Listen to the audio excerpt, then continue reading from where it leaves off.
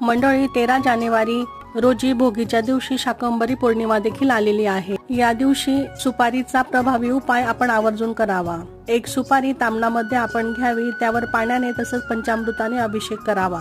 अभिषेकादरम्यान ओम गंग गणपतये नमः या मंत्राचा जप आपण करावा। त्यानंतर हळदी आणि कुंकवाने स्वस्तिक काढून त्यावर सुपारी स्वच्छ करून ठेवावी। त्यानंतर त्यावर आपण कुंकुमार्जन ही अत्यंत प्रभावी सेवा करायची आहे। यावेळी आपल्या कुलदेवीचं नामस्मरण आपण करावं आणि ही सुपारी कुंकवामध्ये बुडेपर्यंत कुंकुमार्जन आपण करायचं आहे। त्यानंतर दिवसभर आणि रात्रभर ही सुपारी तशीच ठेवावी आणि दुसऱ्या दिवशी ही सुपारी लाल कापडामध्ये बांधून तिजोरीत ठेवावी। यामुळे माता लक्ष्मीचा कायम अखंड वास आपल्या घरामध्ये राहतो। कुठल्याही गोष्टीची कमतरता आपल्याला जाणवत नाही आणि ते कुंकू काही शुभ कामांसाठी जाताना आपण लावायचं आहे। यामुळे निश्चितच कार्यसिद्धी होत असते। याच दिवशी शाकंभरी नवरात्रीची समाप्तीही होणार आहे, त्यामुळे ही सेवा आवर्जून करावी।